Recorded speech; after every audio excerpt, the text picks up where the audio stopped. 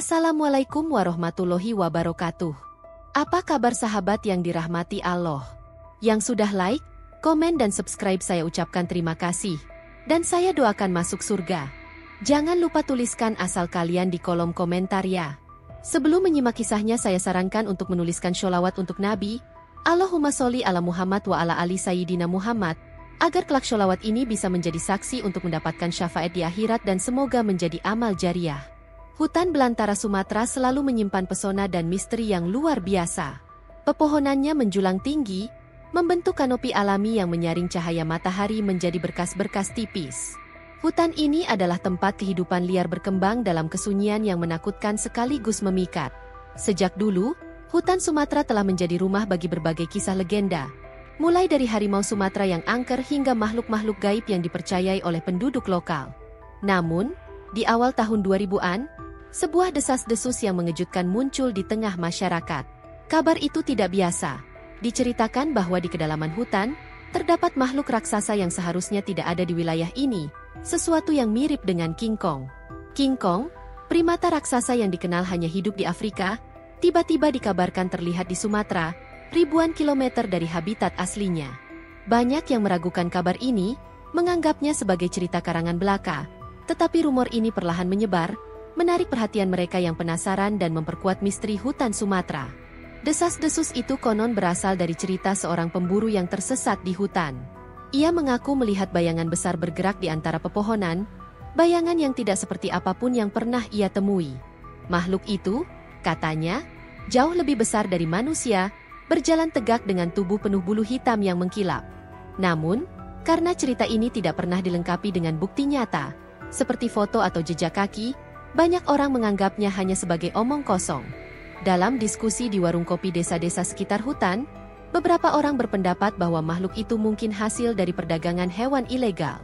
Mereka berspekulasi bahwa seekor King Kong mungkin telah diselundupkan ke Indonesia bertahun-tahun sebelumnya tetapi kemudian dilepaskan atau melarikan diri ke hutan belantara. Meski cerita itu terus beredar, lama-kelamaan kabar tentang makhluk itu memudar, terlupakan di tengah hiruk-pikuk kehidupan sehari-hari.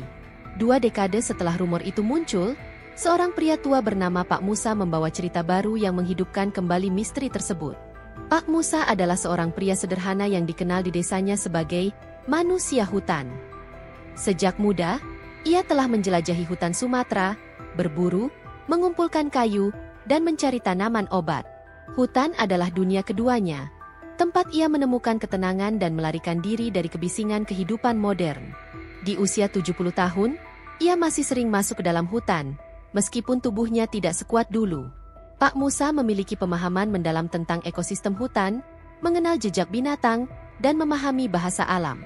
Namun, pengalaman yang akan ia ceritakan kepada orang-orang desa jauh melampaui apapun yang pernah ia alami selama puluhan tahun berkelana di belantara.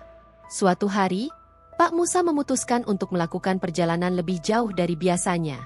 Hari itu, ia mencari tanaman obat yang langka, sebuah tumbuhan yang dipercaya dapat mengobati penyakit paru-paru. Perjalanannya membawa dia ke pedalaman hutan yang jarang dijamah manusia. Semakin jauh ia melangkah, semakin hutan itu terasa sunyi. Hanya ada suara gemerisik dedaunan dan kicauan burung dari kejauhan. Ketika siang berganti sore, suasana hutan berubah menjadi semakin mencekam. Matahari yang redup di balik kanopi pohon menciptakan bayangan yang bergerak seiring angin. Namun, Pak Musa adalah pria yang pemberani. Ia terbiasa dengan kegelapan hutan dan percaya pada instingnya. Tapi kali ini, ada sesuatu yang berbeda. Sesuatu yang membuat bulu kuduknya meremang. Ia merasa sedang diawasi. Saat itulah ia mendengar suara geraman rendah yang membuatnya berhenti di tempat. Suara itu berasal dari semak belukar di depannya. Ketika ia menoleh, mata Pak Musa bertemu dengan mata seekor harimau Sumatera besar yang mengintai di kegelapan. Harimau itu adalah simbol kebanggaan hutan Sumatera. Tetapi bagi Pak Musa, harimau ini adalah ancaman langsung terhadap nyawanya. Tubuhnya gemetar, jantungnya berdegup kencang. Tetapi ia tahu melarikan diri hanya akan memancing harimau itu untuk mengejarnya. Harimau itu mendekat, langkahnya mantap, matanya menatap Pak Musa tanpa belas kasihan. Pak Musa mencoba tetap tenang, tetapi ketakutan menguasai dirinya. Dalam kepasrahan, ia memejamkan mata, berdoa agar takdirnya tidak berakhir dengan tragis di tengah belantara. Namun, tepat saat ia merasa hidupnya akan berakhir, terdengar suara gemuruh dari arah pepohonan. Tanah bergetar, dahan-dahan bergoyang, dan sesuatu yang besar bergerak cepat ke arah mereka. Dari balik pepohonan, muncul sosok yang tidak pernah dibayangkan oleh Pak Musa. Sebuah makhluk besar dengan tubuh yang tertutup bulu hitam pekat berdiri tegak di hadapannya. Tingginya hampir 3 meter, jauh lebih besar daripada manusia, bahkan lebih besar daripada harimau Sumatera yang mengancam nyawa Pak Musa. Sosok itu bergerak dengan kekuatan yang terlihat nyata. Setiap langkahnya mengguncang tanah dan membuat dedaunan di sekitarnya bergetar. Matanya tajam namun tidak menyeramkan, memancarkan sesuatu yang lebih menyerupai kecerdasan daripada buas. Pak Musa tertegun, tidak mampu bergerak atau berbicara. Harimau yang sebelumnya begitu berani, kini tampak waspada.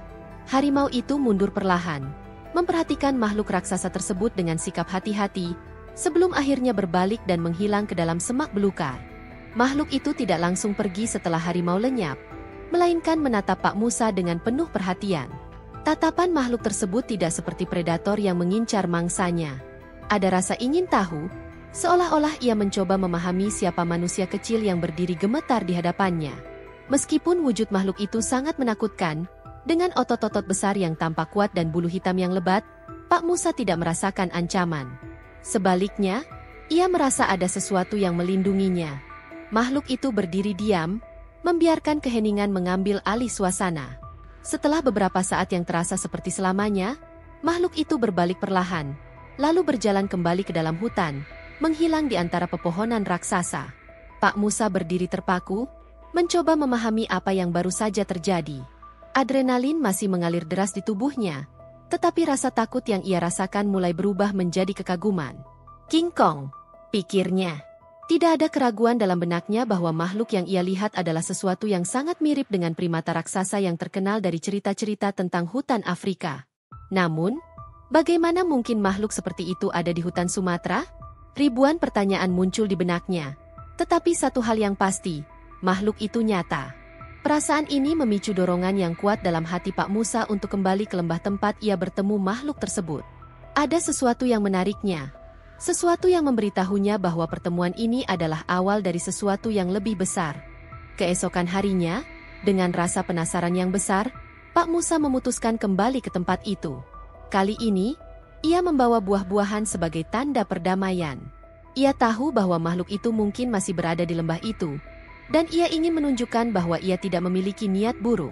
Perjalanan menuju lembah terasa berbeda dari sebelumnya. Tidak ada rasa takut, hanya rasa ingin tahu yang mendalam. Ketika ia tiba di tempat pertemuan sebelumnya, lembah itu tampak sunyi. Pohon-pohon raksasa menjulang tinggi, menciptakan suasana yang megah dan misterius. Pak Musa duduk di sebuah batu besar, meletakkan buah-buahan di depannya, dan menunggu. Ia tidak perlu menunggu lama. Dari kejauhan, ia melihat bayangan besar bergerak di antara pepohonan. Makhluk itu kembali. Makhluk raksasa itu mendekat perlahan, berhenti beberapa meter dari tempat Pak Musa duduk. Ia memandangi Pak Musa dengan tatapan penuh kehati-hatian. Pak Musa merasakan jantungnya berdebar kencang, tetapi ia tetap tenang. Ia menggerakkan tangannya perlahan, menunjuk ke arah buah-buahan yang ia bawa. Makhluk itu memperhatikan buah-buahan tersebut. Lalu dengan gerakan hati-hati, ia mengambil salah satu buah dengan tangannya yang besar. Pak Musa memperhatikan dengan penuh kekaguman.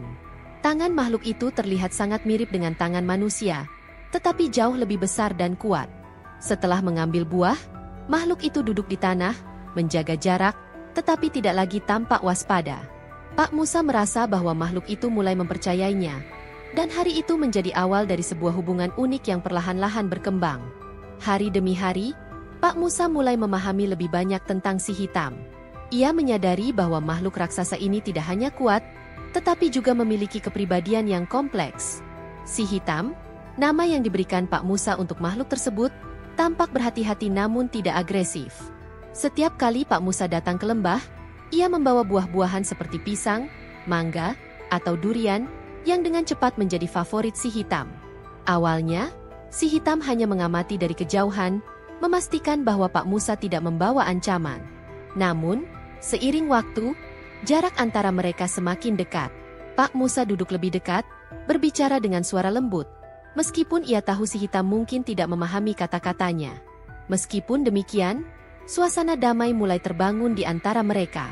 Pak Musa merasa bahwa si hitam bukanlah makhluk liar biasa, melainkan makhluk yang hidup dalam kesepian dan mencari kepercayaan. Pak Musa memperhatikan sesuatu yang menarik. Si hitam tampaknya sangat cerdas. Ia menunjukkan kemampuan untuk memahami situasi di sekitarnya. Sebagai contoh, ketika Pak Musa terjatuh suatu hari karena medan yang licin, si hitam tidak hanya menonton, tetapi mendekat dengan sikap hati-hati, seolah-olah memastikan bahwa Pak Musa baik-baik saja. Si hitam juga memiliki kebiasaan tertentu, seperti duduk di bawah pohon tertentu setiap sore, memandang ke arah matahari yang terbenam. Pak Musa mulai berpikir bahwa makhluk ini memiliki perasaan mendalam, mungkin bahkan kesedihan. Ketika ia melihat ke sekeliling lembah, ia menyadari bahwa tidak ada makhluk lain seperti si hitam di sana. Ia mungkin satu-satunya dari jenisnya yang tersisa di hutan ini, atau mungkin ia adalah makhluk yang dibawa dari tempat yang jauh, terjebak di lingkungan yang asing dan penuh tantangan. Pak Musa merasa semakin yakin bahwa si hitam adalah korban perdagangan hewan ilegal. Banyak kisah tentang hewan-hewan eksotis yang diselundupkan ke Indonesia untuk dijual sebagai koleksi atau hiburan. Namun, seringkali, hewan-hewan ini tidak bisa bertahan di habitat buatan mereka. Pak Musa membayangkan bahwa si hitam mungkin melarikan diri dari penangkaran atau dilepaskan ke hutan oleh pemiliknya yang tidak bertanggung jawab. Bayangan itu membuat Pak Musa merasa iba. Si hitam, dengan ukuran tubuhnya yang besar dan kekuatannya yang luar biasa, tampak seperti raja hutan. Namun, di balik semua itu, ia hanyalah makhluk yang kesepian, bertahan hidup dalam lingkungan yang tidak alami baginya. Pak Musa merasa bahwa takdir telah mempertemukan mereka, memberinya tugas untuk menjaga dan melindungi makhluk ini sejauh yang ia mampu. Seiring berjalannya waktu, hubungan antara Pak Musa dan si hitam semakin erat. Pak Musa mulai memperhatikan pola hidup si hitam dan bagaimana ia bertahan di hutan. Si hitam tampaknya sangat mandiri, mencari makanan sendiri dari buah-buahan liar di hutan, tetapi ia juga senang menerima pemberian dari Pak Musa. Kadang-kadang, Pak Musa duduk di dekatnya lebih lama dari biasanya, berbicara tentang kehidupannya di desa, tentang keluarganya, dan tentang rasa kagumnya pada si hitam. Meskipun si hitam tidak bisa berbicara, gerakan dan ekspresinya membuat Pak Musa merasa bahwa ia memahami setiap kata. Hubungan ini bukan sekadar antara manusia dan hewan, ada rasa saling percaya yang tumbuh di antara mereka. Si hitam tidak lagi tampak waspada atau curiga. Sebaliknya, ia mulai mendekati Pak Musa dengan penuh rasa percaya, bahkan membiarkannya berada sangat dekat. Namun, Pak Musa sadar bahwa waktunya di hutan semakin terbatas. Tubuhnya tidak sekuat dulu. Setiap kali ia berjalan ke lembah, langkahnya terasa lebih berat, dan perjalanannya membutuhkan waktu lebih lama. Di usianya yang ke-70, Pak Musa tahu bahwa kekuatan dan ketahanan tubuhnya semakin menurun. Suatu hari, ketika ia mencoba mendaki jalan setapak yang curam menuju lembah, ia merasa tubuhnya gemetar dan napasnya terengah-engah. Ia terjatuh di tengah perjalanan, duduk di atas tanah dengan keringat mengucur deras. Saat itu, ia sadar bahwa masanya menjelajahi hutan hampir berakhir. Pikiran itu membuat hatinya berat. Bagaimana nasib si hitam tanpa kehadirannya? Akankah makhluk itu bisa bertahan di tengah ancaman hutan dan manusia? Dengan rasa sedih yang mendalam, Pak Musa memutuskan untuk pergi ke lembah sekali lagi, untuk bertemu dengan si hitam dan mengucapkan perpisahan. Pak Musa, meskipun lemah, bertekad untuk mengunjungi si hitam untuk terakhir kalinya. Ia tahu tubuhnya tidak lagi mengizinkannya menjelajahi hutan seperti dulu, tetapi ia tidak ingin meninggalkan sahabatnya tanpa kata perpisahan. Dengan sisa tenaga yang ia miliki, ia mempersiapkan perjalanan ke lembah. Pak Musa membawa keranjang berisi buah-buahan kesukaan si hitam, pisang, mangga, dan durian. Kali ini, ia berjalan perlahan, berhenti beberapa kali untuk menarik napas panjang.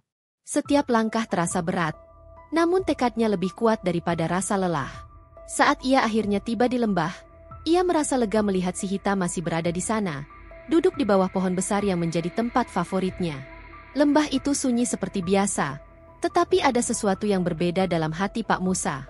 Ia tahu bahwa ini adalah akhir dari petualangannya di hutan. Ketika si hitam melihat kedatangan Pak Musa, ia mendekat dengan perlahan, seperti biasa.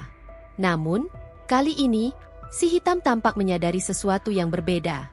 Tatapan makhluk itu tidak lagi penuh kehati-hatian seperti saat pertama kali mereka bertemu, melainkan hangat, seolah mengerti bahwa kedatangan Pak Musa membawa pesan khusus.